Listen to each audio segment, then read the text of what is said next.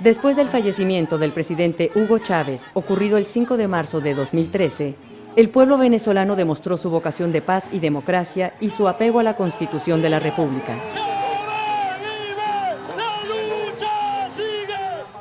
La Asamblea Nacional juramentó al entonces vicepresidente Nicolás Maduro como presidente provisional y el Consejo Nacional Electoral convocó a elecciones presidenciales.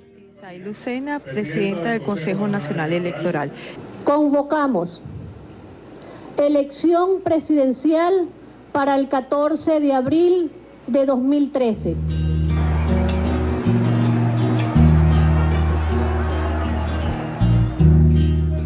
En la fecha pautada, los comicios se realizaron con toda normalidad, transparencia y eficiencia. Esa misma noche, el Consejo Nacional Electoral dio al país los resultados de la jornada. Con una transmisión del 99.12% y una participación relativa del 78.71% de los electoras y los electores, tenemos el candidato Nicolás Maduro Moros, 7.505.338, con el 50.66% de la votación. El candidato Enrique Capriles Radonsky, con 7.270.403 votos para el 49.07%.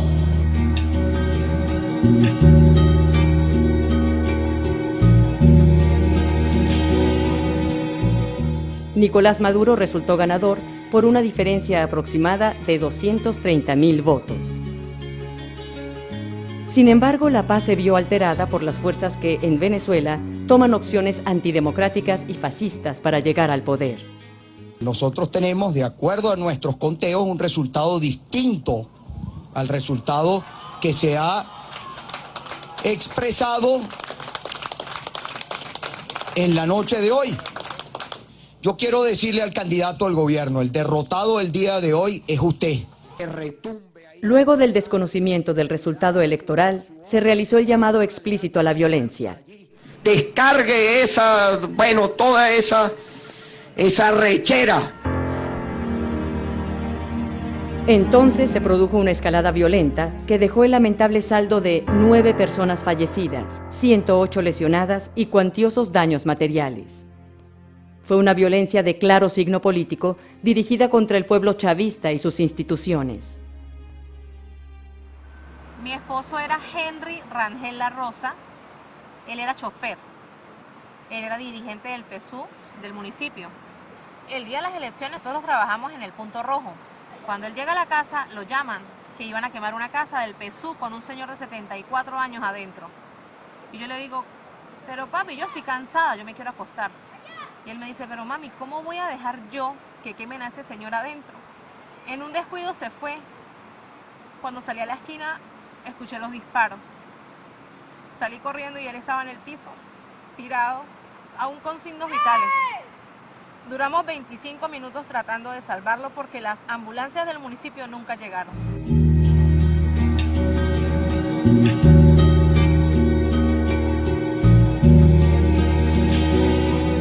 De las 9 personas fallecidas en el contexto de la violencia opositora postelectoral, 6 murieron por disparos de armas de fuego y 3 fallecieron arrolladas por un opositor mientras celebraban el triunfo de Nicolás Maduro.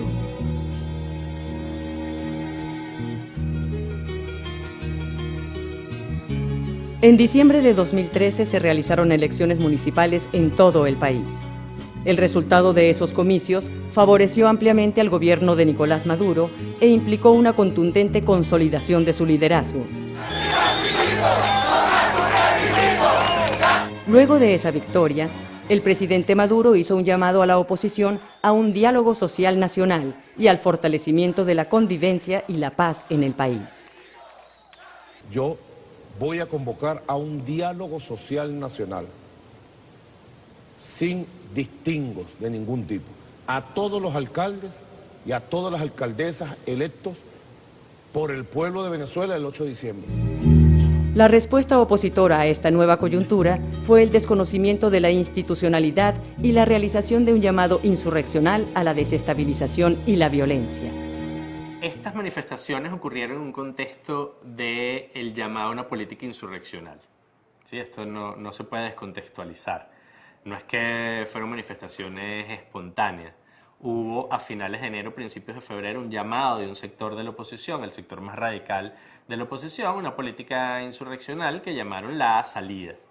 Era un llamado a la calle, a permanecer en la calle hasta que se produjera una salida del gobierno constitucional. Las razones de esas protestas que se comenzaron a generalizar en el país se pretendieron vender como protestas por el tema de la inseguridad, por el tema de la escasez, por el tema del desabastecimiento, pero en realidad tenían como base ese llamado a desconocer la legitimidad del presidente Maduro y la constitucionalidad de su mandato, ¿no? Cuando la oposición hace esto, no solo está atentando contra el gobierno legítimamente electo, sino que también está atentando contra los intereses, deseos, opiniones y voto de una parte mayoritaria de la población que puso ese gobierno ahí, ¿no? No estamos para esperar 6 años a que se dé un cambio en Venezuela. Hay algunos que dicen que debemos esperar. Esperar a unas elecciones en unos cuantos años. Como el pueblo venezolano se tiene que alzar. ¡Que lo sepa Nicolás Maduro! ¡Vamos a sacarlo de Miraflores!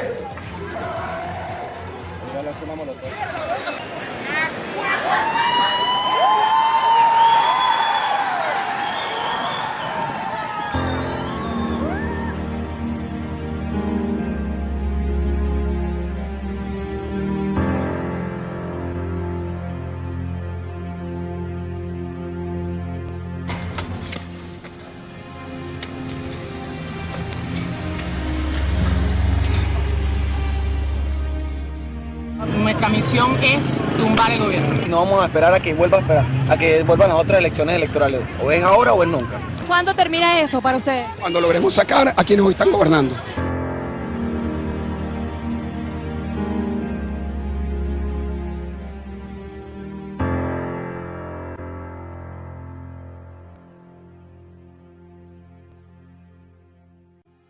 Durante la primera mitad de 2014, en el contexto de la violencia política desatada por la oposición en Venezuela, se desarrolló una campaña publicitaria internacional destinada a crear una imagen represiva y criminal del gobierno de Nicolás Maduro.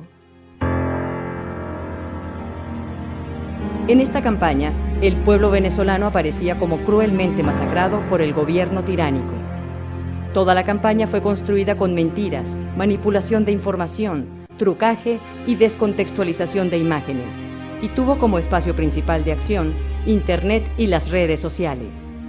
Fotografías de represión en Egipto y de cadáveres en la guerra en Siria, por ejemplo, se difundieron como tomadas en Venezuela.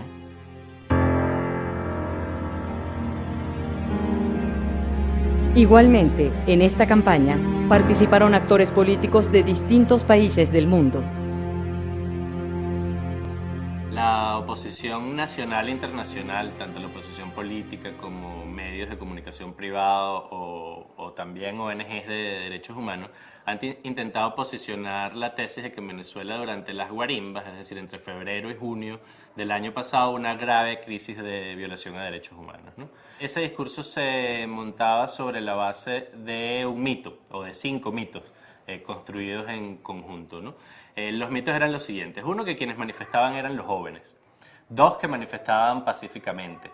3 que lo hacían para defender la democracia, que esos manifestantes fueron asesinados por el Estado, es el cuarto mito, y el quinto mito es que todo eso forma parte de una política sistemática y estructural de violación a los derechos humanos, ¿no? ¿Qué es lo que nos dejan el análisis de esa situación, ¿no? En primer lugar, una caracterización de las guarimbas como una forma de protesta claramente violenta, ¿no?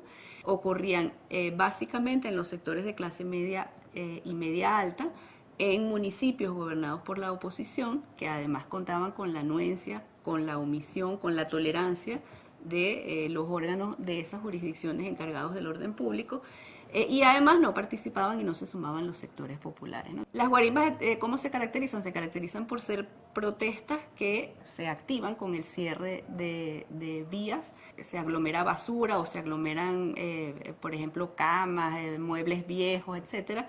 En muchos de los casos se prende fuego, se usan otros elementos adicionales muy peligrosos, se derrama aceite en el piso, con una clara intención de generar accidentes, se sacan las alcantarillas y quedan allí como unos fosos, que son unos fosos que terminan siendo mortales, se atraviesan guayas, y la consecuencia de eso fue el fallecimiento de personas ajenas a las protestas, que no estaban participando en las protestas, que simplemente estaban transitando por allí, que se dirigían a sus puestos de trabajo o a sus casas o a hacer algún tipo de actividad cotidiana.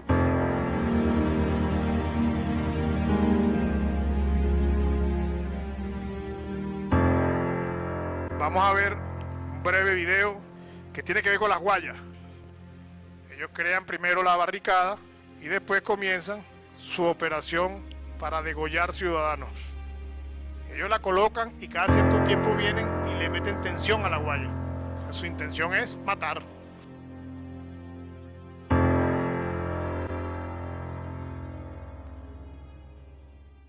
Mi hijo se llamaba Elvis Rafael Durán de la Rosa, 29 años de edad, que los había cumplido un día antes de su fallecimiento, el día 20 de febrero.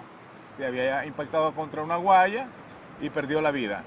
Guaya que mandó a colocar el general retirado Ángel Vivas, que fue el señor encargado de, por vía Twitter y otros medios, de impartirle órdenes a la gente que colocaran guayas y barricadas.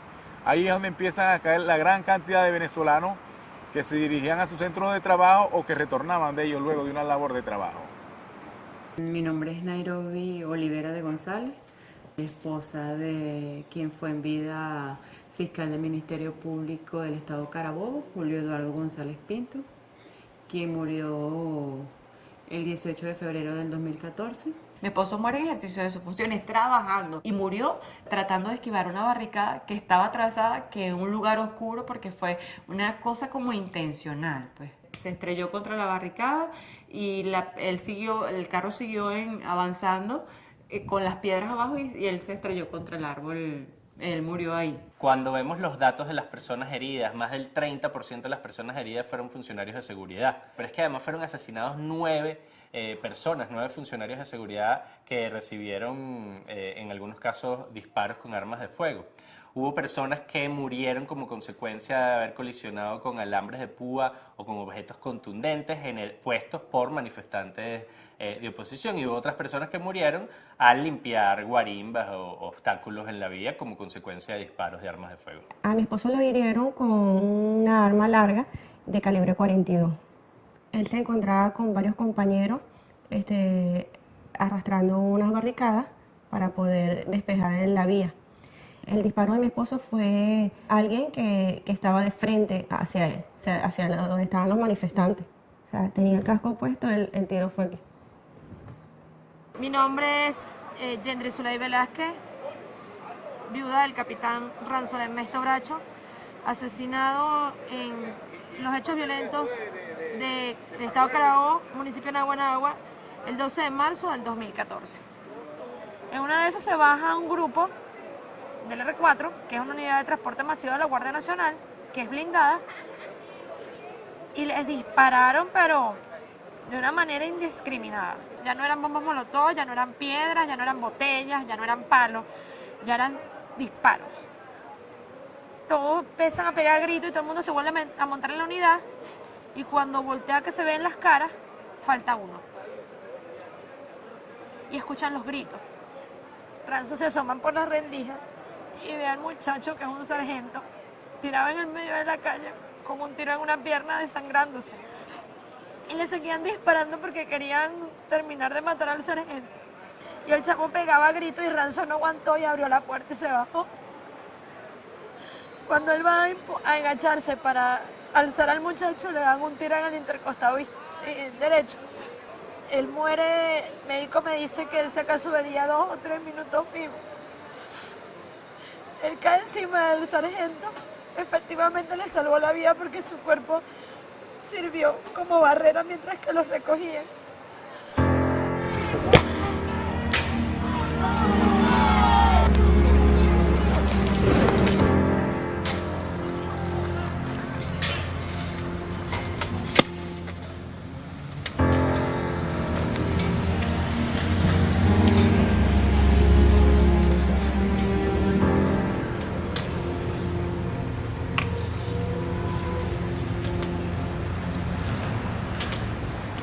Eso sin contar que en el marco de las guarimbas también se hicieron cosas muy graves, como el ataque a sedes de organismos públicos, el ataque a unidades de transporte colectivo, y ahí cabe destacar una muy grave, que es la que ocurrió en un preescolar de la sede del Ministerio de Vivienda y Hábitat en la avenida Francisco Miranda de Caracas, ocupada por 89 niños en edad preescolar, niños y niñas en edad preescolar, que fue incendiada y que generó una situación realmente de grave peligro para esos niños y niñas. Bombas incendiarias que lanzaron exprofeso para someter a quienes aquí trabajamos, pero además de eso, aquí en este mismo edificio hay un simoncito donde son atendidos diariamente los hijos, las hijas de nuestros trabajadores, que tienen entre 3 meses y 6 años.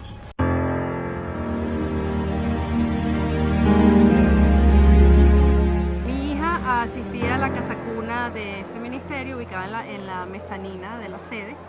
El 1 de abril, en uno de los llamados que hizo María Corina Machado, ex diputada, a marchar, estas personas atacaron la sede provocando un incendio que afectó la casa cuna, donde asisten 89 niños en edades comprendidas entre 6 meses y 3 años.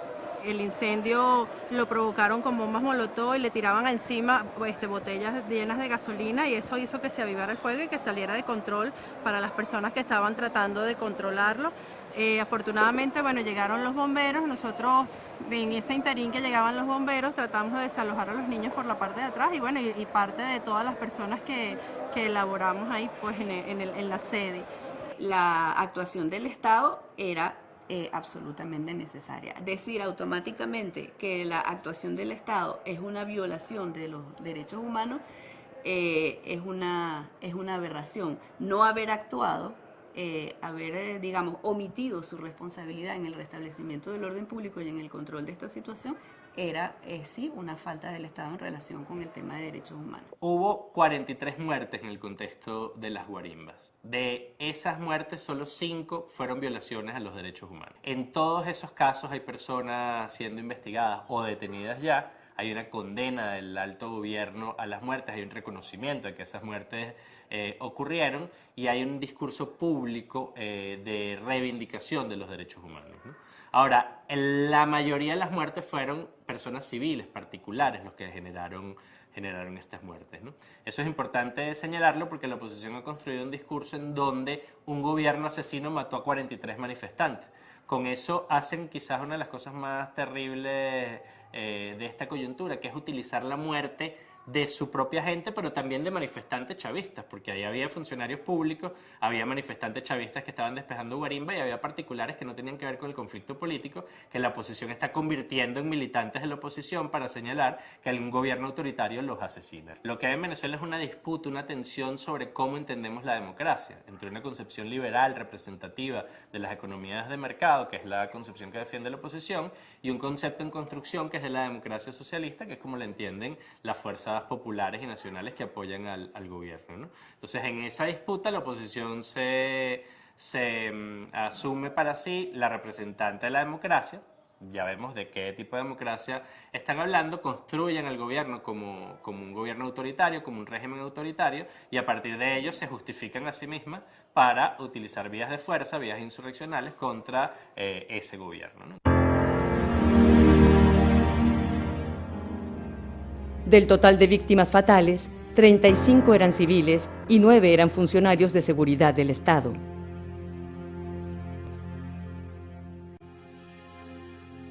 De las 43 personas asesinadas en el contexto de las guarimbas, 30 murieron por disparos de armas de fuego, intentando despejar barricadas y en situaciones generadas por grupos violentos, tratando de garantizar el orden público y producto de la acción de funcionarios de seguridad. 6 murieron al estrellarse contra barricadas o trampas mortales, 4 en accidentes al activar guarimbas y 3 en situaciones diversas. Aquí habría que decir que cuando se dice que las 43 víctimas fallecidas murieron a manos del Estado y son consecuencia de la acción represiva del Estado, se invisibiliza quiénes son las víctimas, se invisibiliza qué sucedió realmente, se invisibiliza a esas personas que fallecieron a causa de una guaya atravesada, a causa de un disparo hecho desde los edificios, a causa de un aceite derramado en el piso. Digamos que es importante en el proceso de búsqueda de justicia que se sepa quiénes son las víctimas y de qué forma ocurrieron los hechos, ¿no? Entonces, es importante que esas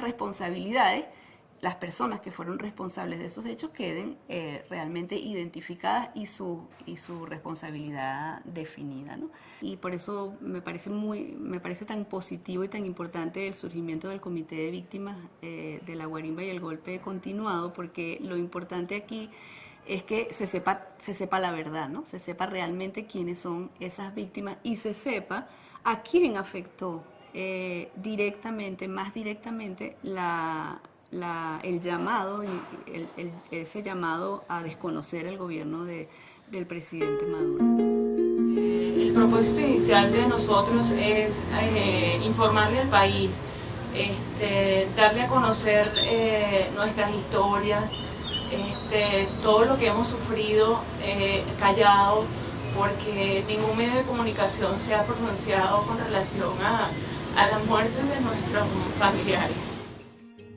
Nosotros tenemos una deuda con nuestros familiares caídos para que se conozca la verdad, para que se haga justicia, para que estos crímenes no queden impunes.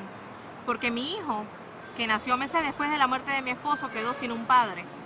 Y no solamente mi hijo, los hijos de mis otros compañeros que forman el comité, también se quedaron sin padres, sin madres, sin esposos, sin esposas.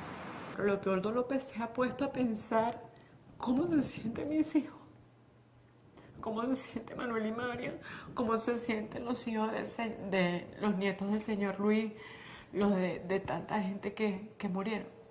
Cómo se sienten los padres de mi esposo cuando son dos ancianos, dos personas ya avanzadas de edad, donde ya no van a tener felicidad. O sea, ahí están las verdaderas víctimas. Y a ellos no les duele, nosotros sí nos duele. A nosotros sí nos duele. Y yo sé que nosotros vamos a continuar con este comité porque tenemos que hacer justicia. Que no haya injusticia, que no haya impunidad. Este actor intelectual yo lo señalo como, obviamente todos lo sabemos, el señor Leopoldo López, en vista de que él fue el que llamó a la calle, él fue el que presentó su llamado a la salida. Ahí tenemos el actor intelectual, de una manera directa, y él públicamente lo hizo notorio. Nosotros no estamos mintiendo, nosotros estamos diciendo la verdad. Queremos paz, y para que haya paz tiene que haber justicia. En que se reconozcan a todas las víctimas por iguales. Que aquí la ley es para todos, porque aquí tenemos personas que por hechos muy simples están en la cárcel, ¿ah? Pero también tenemos personas como esta que han hecho masacres, porque lo que hicieron ellos fueron una masacre, ¿verdad? Y aún muchos de ellos permanecen en libertad. Si no se hace justicia, esto va a volver a ocurrir y le va a volver a pasar a otras familias como la mía. Yo no quiero, o sea, es algo colectivo, no es algo personal. O sea, yo no quiero que vuelva a pasar esto en mi país.